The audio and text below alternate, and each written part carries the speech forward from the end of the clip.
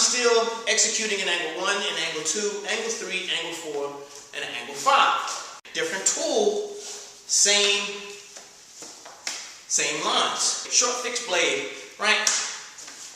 It's the same thing. Hey guys, Khalil Shabazz, founder and chief instructor of Black Phoenix Jeetkunedo, located here in Atlanta, Georgia. Right now, I want to come to you and give you something, a quick little lesson on the 5 angles of attack when it comes to weapons.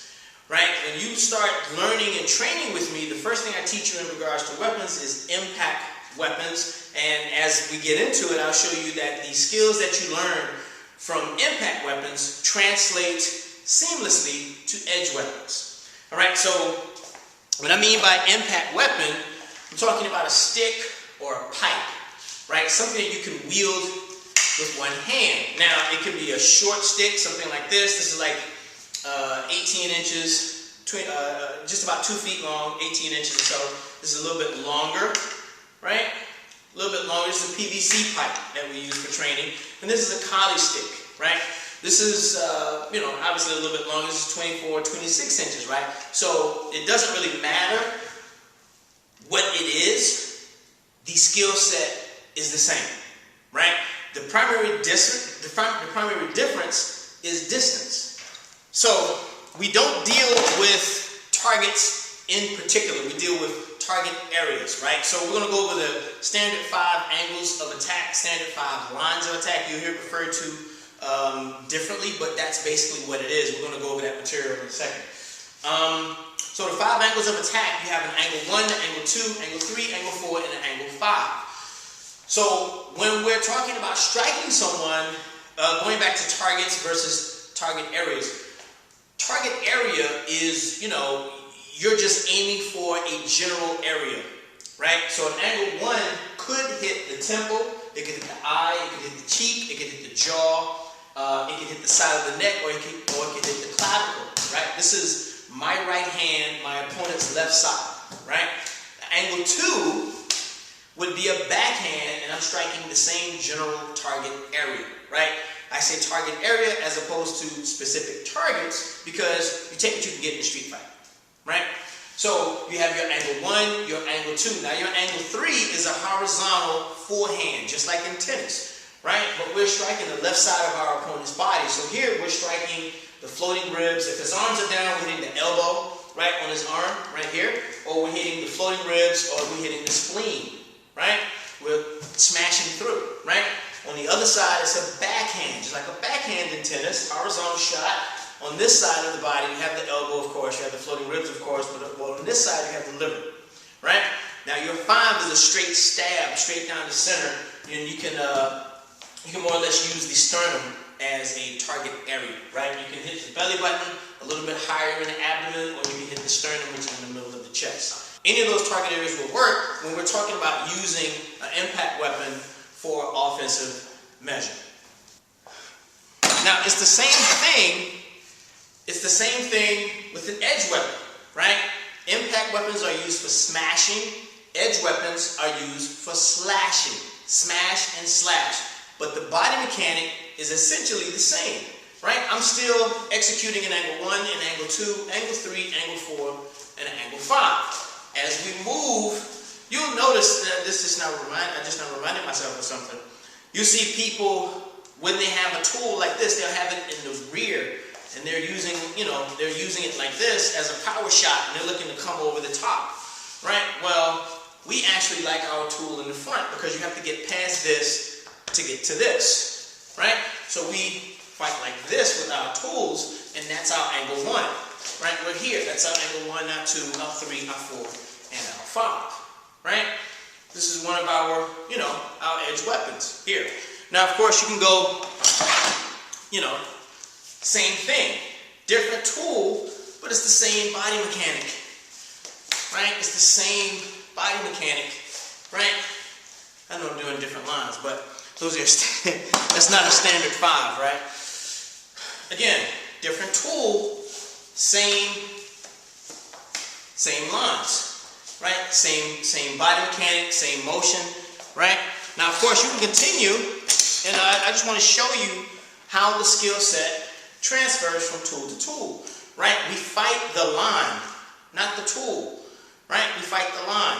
And here, we have a short blade, short fixed blade, right? It's the same thing. Everything is the same. We're still cutting here, right? Cutting here, and cutting here, right? Doesn't really matter. Now, you can even use a pocket folder, right?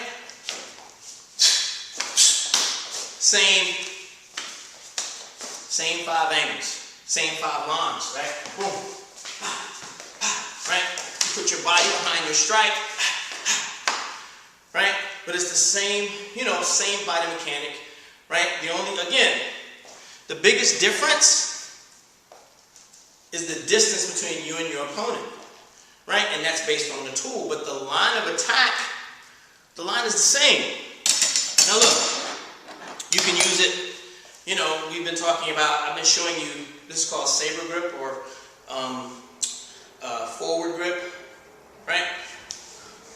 Or you can use it in a reverse manner like this, right? Again, same. Everything is the same. Slicing, or you can dagger down, you can stab down, stab horizontally. It feels awkward in the beginning, right? But as you explore your tools, it becomes a little easier, right? The more you do it. And you see this dagger down, this is called a ice pick grip, whereas you can see that used very often with the pocket stick or a kubaton, right? I got this pink one here that, sell to my ladies. But look, you hold it like this. Right? You can hold it like this, but it's a little bit more effective like this. Right? And again, how do you use it? Dagger down. Angle 1, angle 2, angle 3, angle 4. In reverse grip, you don't see a lot of angle 5s here, but you can do a back fist thrust right here to the sternum, right to the belly button, right? You can use it just like this. And you'll notice that my body posture is that of a boxer. This is how we use it, right? Whether it's a kubaton, whether it's a fixed blade, right? My body mechanic is the same. So when you learn your weapons, impact weapons or edge weapons, I can slice through here and use the back, just like I had the kubaton, right? It's the same thing. It's called a puño. Right? And this is for close quarter. This is, hitting in the eye, hitting into the clavicle, hitting into the throat, right? And that's when you're moving like that. You have to understand how to use your tools, right? And that's just the basic 5 angles. That's all that is. But you see very easily how that transfers from impact weapon to edge weapon, and of course, empty hand, because that's a hammer fist. Hammer fist is an angle 1. You're smashing. Right? So, I just want to do a quick little video here for you guys, going over the basic 5 angles of attack. There are hundreds of different numbering systems, an infinite number of arts, and they all use some sort of numbering system. So, one is not quote-unquote right, one is not quote-unquote wrong.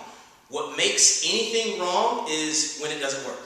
If it doesn't work, then it's wrong, right? And everything has a specific purpose. So what you want to do is learn the first 5 angles of attack. That's the most general, and it's definitely the most combat applicable. It's combat ready, right? It's very natural to the way the body moves, right? So I just wanted to give that to you right quick, just something I wanted to record, and hope you can get something out of it. Khalil Shabazz, and I'll see you in class. Peace. If you want more content like this, look up blackphoenixjeetkunedo on Instagram and on YouTube. Follow me on IG and subscribe to my YouTube channel. Don't forget to hit the notification bell. You can also find me on Facebook. And if you visit, make sure you like the page. If you want to train with me in person and you're in the Atlanta area, visit my website, blackphoenixjeetkunedo, for my locations, class times, as well as my price list. If you aren't in the Atlanta area, consider signing up for my online training academy. And just the same, all of those details are on my website, blackphoenixjeetkunedo. Lastly, if you have any questions, concerns, or considerations, you can private message me via any of those social media platforms, but you can also send me an email directly from my website. I want to thank you for tuning in. It's Khalil Shabazz for Black Phoenix Jeet Kunedo, and I will see you in class.